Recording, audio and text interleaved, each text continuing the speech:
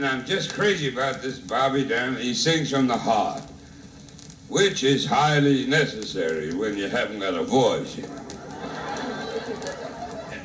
And when he sings, he snaps. He's beautiful.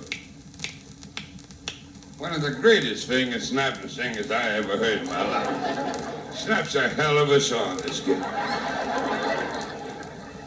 Before singers come out, as a rule, they spray their throats. Not Bobby Down. Sprays his fingers all the time. And I'll tell you what kind of a fella Frank Sinatra is. Frank always helps young kids coming up. What do you think Sinatra did for this boy? Sent him his old fingers.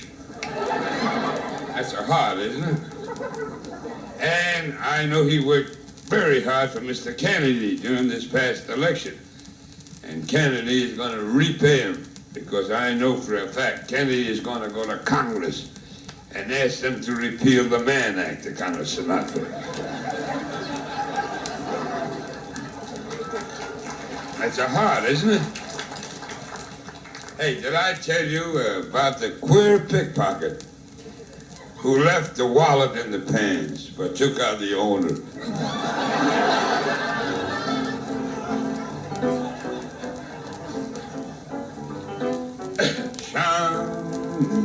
Chants on the moon. You think I'm too sexy for television? Ja, Gabor, a toast to a noble woman who is dedicated to the proposition, and that's all. And I saw where Bridget Bardot tried to commit suicide. But thank goodness they revived her with a few good publicity shots.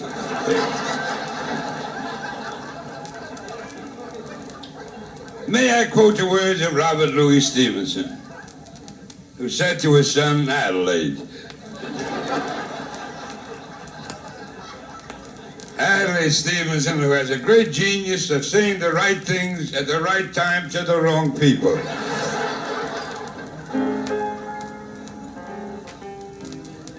Let's sing, I got a request for What's My Line? What's My Line? That show from Sunday nights, What's My Line? With Alan Mulberry, Bessie Love, Creighton Hale, and Mae Bush on the panel. I'm not going to start singing till this is empty, please. Think I want the boys to talk about me? The waiters, tattletales, you know. Oh, I can hardly wait to hear what I gotta say now. Oh. I just got up, you know. You don't know what it means to eat oatmeal at 9 o'clock at night, you know. What time is it now? I don't know. This is a song, What's My Line, you see on Sunday nights. She was lovely, she was charming, but her manner was disarming. And to sum it up, she really looked divine. But when the facts were all unfurled, she was in the oldest profession in the world. So they asked her to appear on What's My Line. Well, she really gave that panel quite a task. And John Daly laughed so gaily when these questions they did ask. Do you deal in a product? Is it something very rare? Is it bigger than a bread box? Smaller than a Frigidaire? But all she did was stare. What could she say? She was on the air. With the oldest profession in the world. Then Dorothy Kilgallen said, now strictly unto new, do you have to have much talent with a certain thing you do? But John Daly and the crew were the only ones who knew she was in the oldest profession in the world. Arlene Francis got 3 chances, but her guesses were all wrong. This girl was really racking up a score. And Bennett Cerf got lots of screams when he said, somehow it seems I've seen this lady's face someplace before. John Daly flipped the cars till the 50 came in sight. And with great delight, she said, it's twice as much as I made last night. You see, I'm just a waitress, where the customer is always tight. And that's the oldest profession in the world. You thought this was dirty? The oldest profession in the world.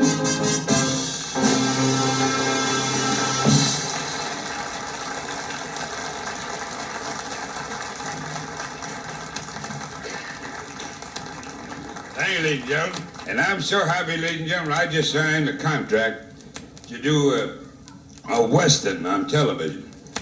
I've never been on television shows. I've been on, like for Ed Sullivan. I like to work for Ed because he has a great personality. He can light up a whole room just by leaving it. But a wonderful guy. And I knew him before he became a newspaper guy, years ago in Los Angeles. And even as a kid, Ed always cashed in on his bubbling personality. In those days, he worked as a greeter at the Forest Lawn Cemetery. And on account of the expression of his face, the job became dangerous. On 3 different occasions, they tried to bury him. But this is a Western. As a matter of fact, ladies and gentlemen, Zane Grey called me last week. He wants me to star on the Dick Powell Theater. Oh, it was Dick Powell that called me last week. At this time of the night, please don't ask me to be specific. If I'm standing up by now, you've got your money's worth. I'm sorry. But this is a Western where I play the part of a fearless marshal from Plymouth City. We ran out of Dodges that year. And my name is Marshal Nolan. Nolan is Dylan spelled backwards. And I have an assistant called Chester. Mr. Dylan, you know, nothing wrong with Chester's leg, you know. He wears tight jockey shorts all the time, you know. Nothing wrong with his leg. And in my play, he walks just like anybody else. But here's the switch. I have a hell of a limp. Then I have another assistant called Tante.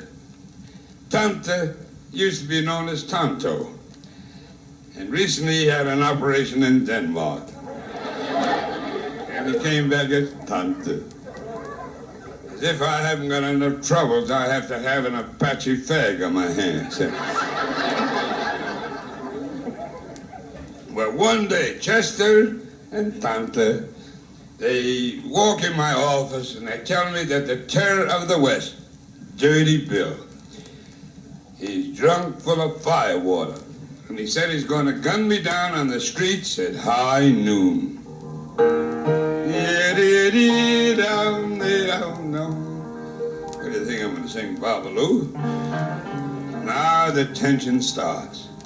All the citizens of the town are gathered on the main street, waiting for the bloody showdown. And the hands of the clock are almost at high noon. And everybody starts to sweat. The citizens, Chester, Tante. Even the hands of the clock begin to sweat. And if there's one thing that makes me sick, that's a sweaty Longine. Can't stand it. Now my enemy, Dirty Bill, reaches into his holster and fingers his Colt. How he ever got that horse in the holster, I'll never know.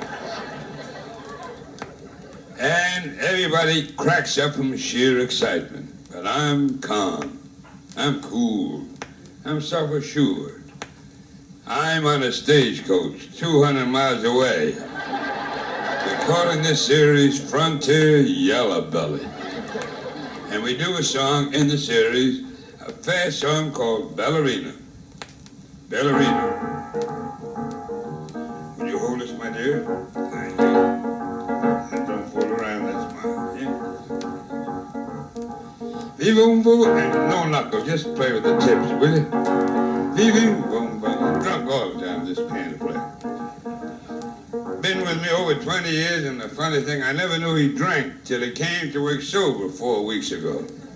So I watch him all the time. Arrangements, that's all. The ballet was starting at Carnegie Hall as the last ticket stub had been torn. And the maestro was frantically giving it all. A star was about to be born. As the new ballerina appeared, she did a high kick near the lights. The women all fainted, but the men stood and cheered. She forgotten to put on her tights. Her poor little heart was filled with fright. But the maestro said, "This is your opening night. So dance, ballerina, dance. You mustn't muff your chains, though you forgot to wear your pants. Show what you're made of glass. Your shiny soon will pass, so whirl around and show your class. If it is fame you seek, don't let them think you're meek. Show them you have lots of cheek. And just pirouette with grace. The critics in the place will shout, "Good Lord, a brand new face." You must dance out. You're in the ballet roost. What if your dying swan looks like a dying goose? And just do a nice arabesque. Though you may look grotesque, who knows, it might bring back burlesque. Wow. So dance on without your pants. The critics are aghast. You've even shocked the cast. You may be embarrassed, but ballerinas dance, dance, dance.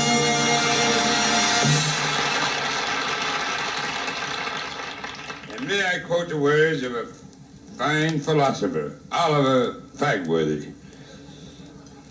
It's not only his name, that's his point of view, sir. Who once said, "Show me a woman who makes love to beat the band, and I will show you a very beat-up band." But there is an old Norwegian saying that covers everything my heart. Il provit, il griven navja.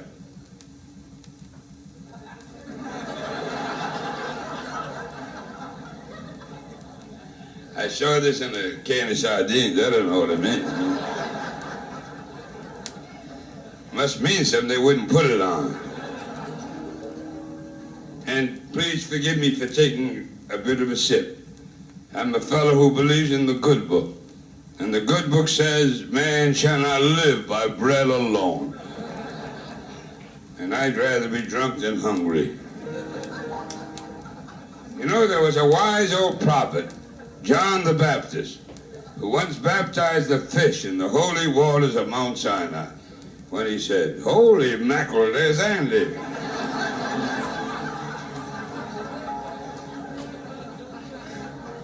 So don't pick on me for taking a drink. Remember the good book, the one that pays track odds I'm talking about now. It said, "He who has no stones, let him cast the first sin." If you don't know the difference, you shouldn't be here, you know.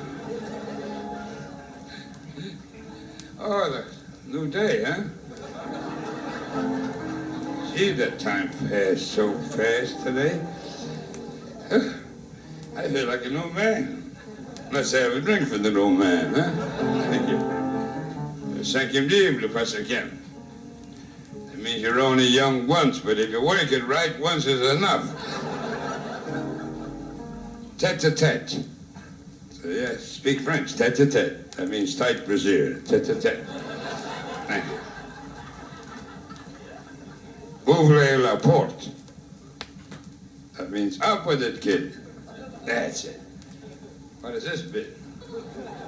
La petite chose. That means your fly is open. See? La petite chose.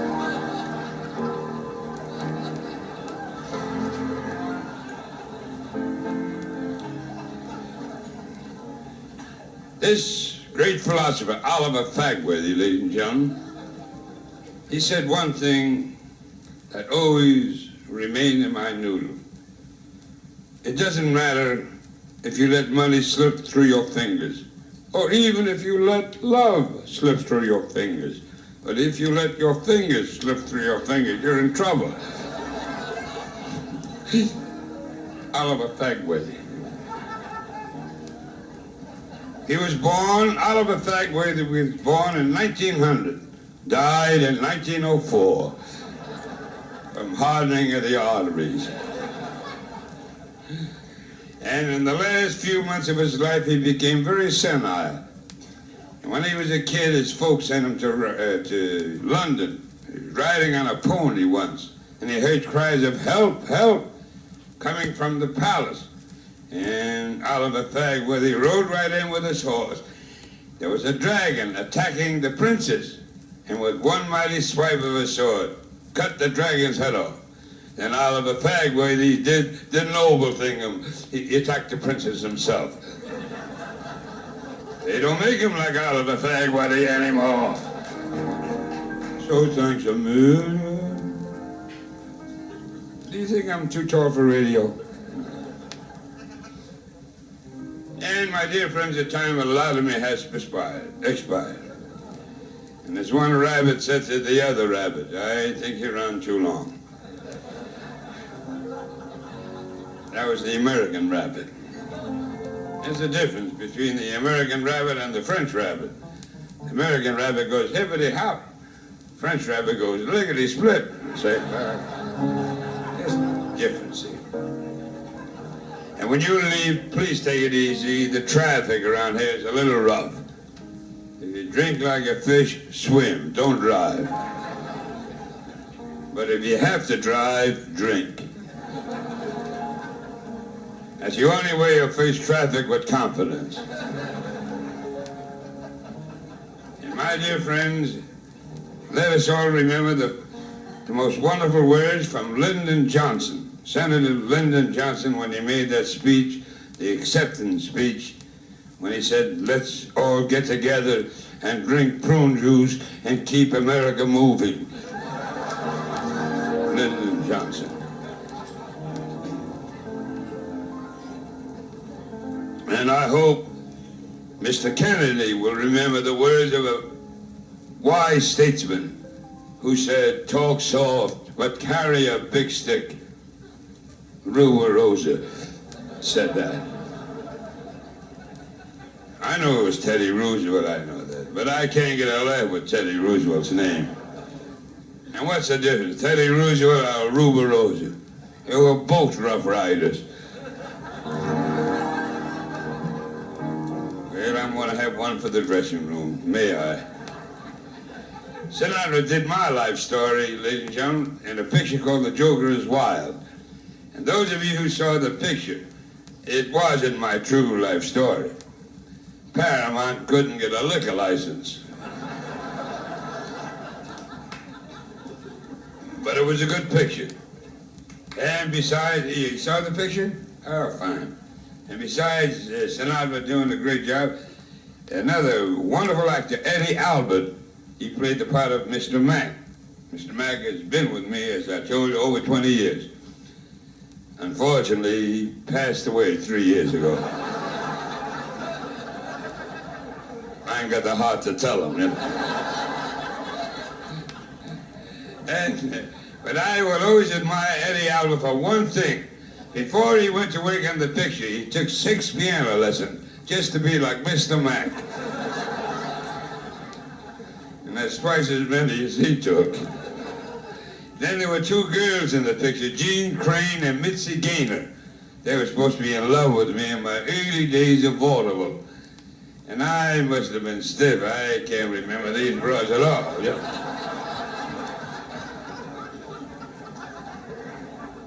but they were in love with me throughout the picture. And sometimes I think Sinatra had more fun playing my life than I had living it. But that's the way the Pepsi pops, you know. And a lot of friends of mine, after the premiere of the picture, came to me and said, why didn't you do your own life instead of having Sinatra do it? I said, well, you don't understand. Sinatra's box office. He has a way with girls. And ladies and gentlemen, in all due modesty, I have a way with girls too. It's expensive, but it's a way, you know. Well, I think you've had enough of me. I know I've had enough of you too, see. But I want to thank you for watching and laughing at the ridiculous things I've done up here. And I've been watching you too. You're pretty ridiculous yourself, you know.